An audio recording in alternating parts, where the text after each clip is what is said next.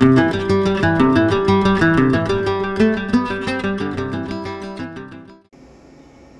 मित्रांनो, दीपक मामुनी पॉडकास्ट मध्ये पुन्हा एकदा आपलं स्वागत आहे.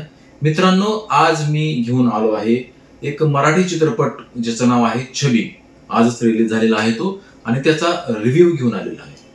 चित्रपट आहे सस्पेन्स म्हणा, हॉरर म्हणा, भयपट म्हणा, अशा प्रकारचा हा चित्रपट आहे. आपल्याला ट्रेलर बघितल्यावर त्याचा अंदाज आलाच होता.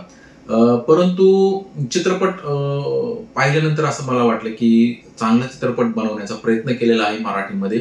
आणि विशेष म्हणजे या आठवड्यात 2 चित्रपट रिलीज झालेले आहेत. एक बादशाह नावाचा मराठी चित्रपट आहे.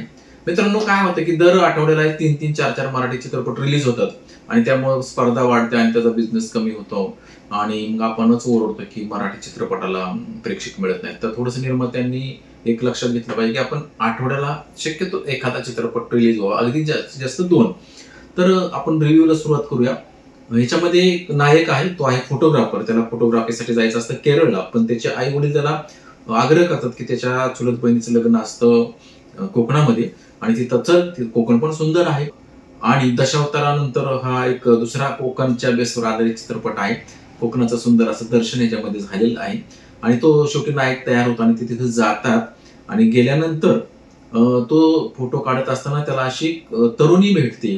सुंदर अशी तरुणी असते आणि ती तरुणीचा फोटो तो काढत राहतो तिच्या नकळत, किंबहुना तिला ते माहीत पण होत असतं.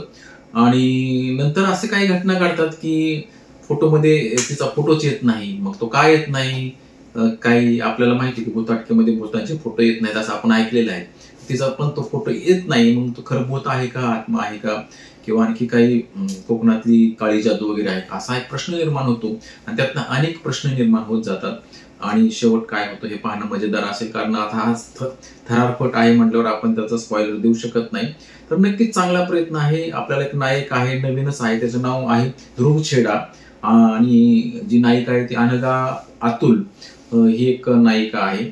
समीर धर्माधिकारी आहे त्याच्यामध्ये, आपलं राजन भिसे आहे, शुभांगी गोखले आहे, आणखी असे स्टारकास्ट. मकरंद देशपांडेचा एक महत्वपूर्ण रोल आहे त्याच्यामध्ये. मकरंद देशपांडेचं एक खरं तर ट्विस्ट त्यामध्ये ते कॅरेक्टर घेऊन येतं आणि त्याचा उलगडा कशा पद्धतीने होत जातो.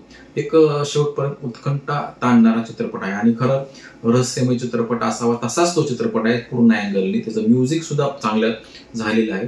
काही गाणी पण आहेत. मला वाटतं ओ महाराज नावाचं एक गाणं आहे, ते पण छान आहे. सिनेमॅटोग्राफी साजेशी आहे. दिग्दर्शन पण सुंदर असंच झालेलं आहे. मला वाटतं दिग्दर्शक आहे त्याचे अद्वैत मसूरकर डायरेक्टर आहेत त्याचे आणि ज्योती छेडा ह्या प्रोड्युसर आहेत.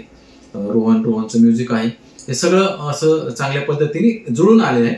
थोडंसं प्रमोशनला कमी पडलेलं दिसतंय आणि प्रमोशन काय होतं, मराठी चित्रपटांचं प्रमोशन व्यवस्थित होत नाही म्हणून चित्रपट चालत नाही. कारण प्रेक्षकांपर्यंत त्याचं प्रमोशन होते गेले पाहिजेत आणि त्याच्यानंतर तो चित्रपट गृहामध्ये आल्यानंतर आपण जाऊ शकतो पाहायला. तर एक सर्वांग सुंदर अशी कलाकृती आहे. भयपट ज्यांना आवडतो, सस्पेन्स, थ्रिलर, हॉरर त्या पठडीतला चित्रपट मराठीमध्ये आलेला आहे. चांगलं धाडस आहे आणि एक चांगला प्रयत्न आहे.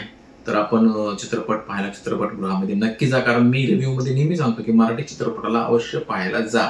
काही चित्रपट असतात न पाहण्याजोगे, परंतु मला त्यांना निगेटिव्ह देऊचं वाटत नाही, कारण चित्रपट निर्मिती ही इतकी कठीण आणि जटिल प्रक्रिया आहे की त्याच्यामध्ये मेहनत ही झालेलीच असते, काही त्रुटी राहिलेल्या असतात, त्यामुळे तसं होतं. तर हरकत नाही. मित्रांनो, पुन्हा भेटूया पुढच्या रिव्ह्यू मध्ये. तोपर्यंत